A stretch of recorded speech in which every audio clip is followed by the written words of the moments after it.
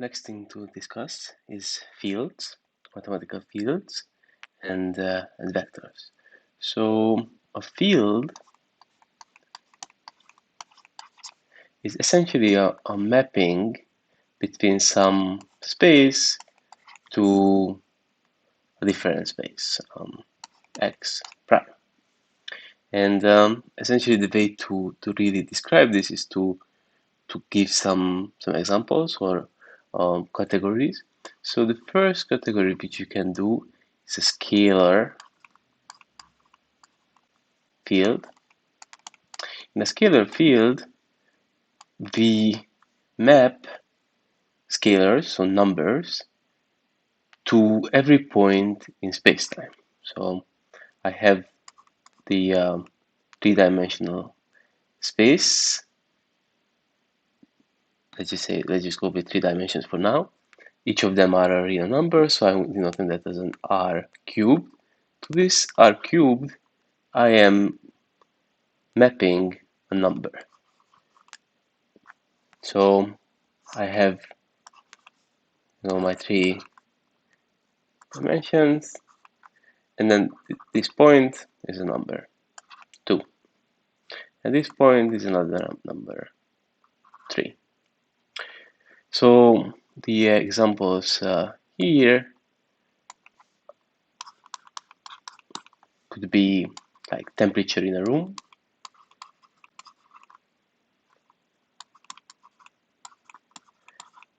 that means that in every point in the room there is a temperature value, there is a number associated to every point. We could also say that pressure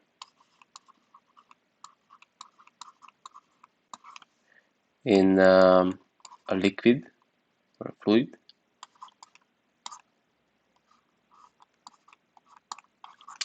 again, every point in the fluid we associate a number of pressure. And something which is more relevant for frontiers in physics, the Higgs field is a scalar field. So actually, here I put r cubed to r. We could also say that we have r cubed to c, which means that those numbers, those scalar numbers, is going to be the complex numbers. That's also a scalar field. It's a complex scalar field. The next thing which we could discuss are vector fields, and in a bit I will tell more about vectors. So it's actually vector field, not vectors yet. Just to say that in a vector field we move from our space into a vector space. So to every point we are mapping a vector.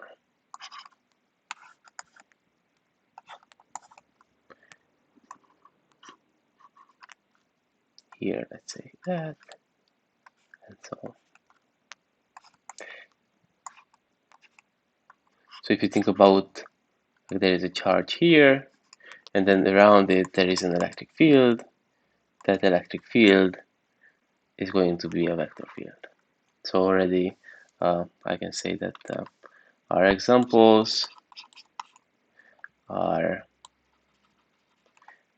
electric and magnetic fields. The electric force or the magnetic force is a good example. Another example which you could do is velocity in fluids. So earlier we had pressure in fluids, now we have velocity in fluids. So we assign a vector to each point in this space, and so it's also the magnitude and the direction of these fields can change.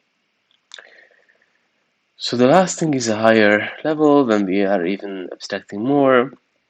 They're called tensor fields. in a tensor field, we map a tensor to the space, to the original space. Okay, so that's okay. Yeah, sure. So examples here are the curvature in space-time is the physics example which you care about. So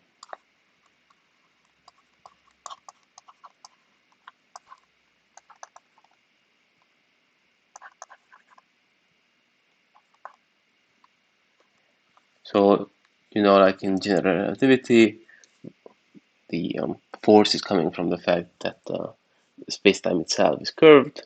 That creates a force, and then um, in this case, to every point in space-time, we denote this matrix. Essentially, we can imagine this tensor to be a matrix, and that matrix describes how much the space is curved.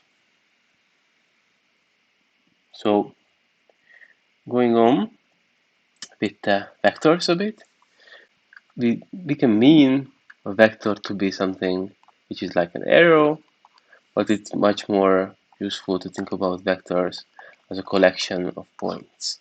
A1, A2, and so on, endpoints. And I can actually change this into, so this is called a column vector, and we can change it into something which is called a row vector. In a row vector, I have A1, A2, and so on, AN in a row. We can add vectors. A1 plus B1 is going to be a vector. If I add two vectors together, I will end up with a vector. I can multiply a vector with a constant. That's going to be another vector. Let's call that C2. I can then multiply two vectors in two ways.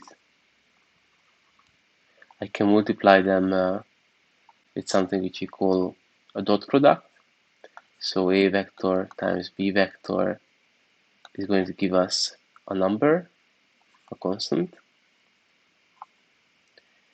And if we are interested in what this constant is, then what we do is that we take the absolute value of A vector, we multiply it together with the absolute value of B vector, we multiply the angle between the two vectors. So I just say I actually had a B vector here, and so between them there is this angle theta. So this is called the dot. This is the dot product.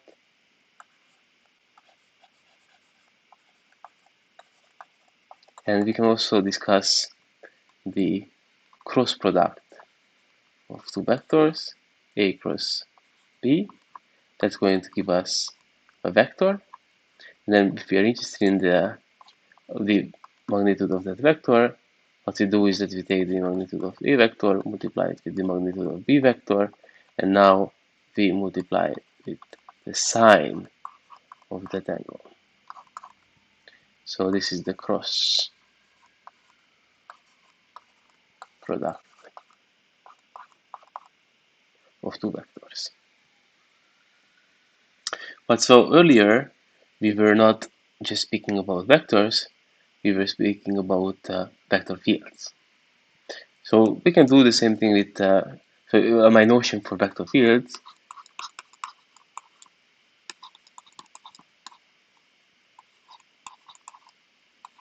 is that I have V as a vector, and in the body of the vector I put R, where R is essentially the vector for my spacetime coordinates, let's say X, Y, and Z. So if I have two vector fields V1 and V2, I can add them, and that's going to give us a vector field V3. The example is the electric fields, electric field 1 plus electric field 2. It's created by two charges from two charges.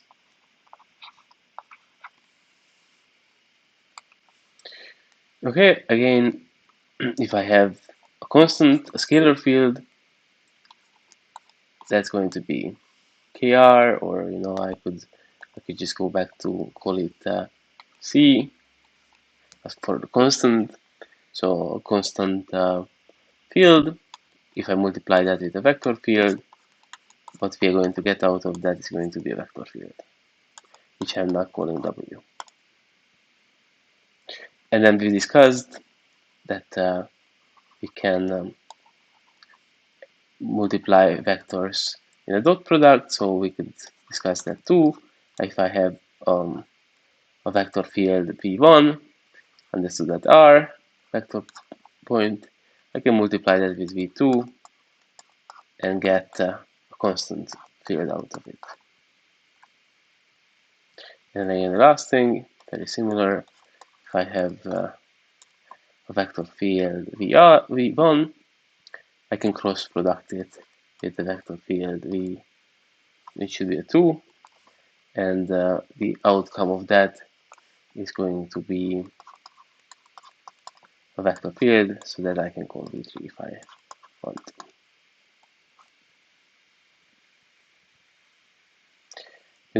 These were all very general, so nobody actually stops me for rewriting R that I include time as well. So this is now a 4-dimensional vector, and I can put an extra C here for some later fun.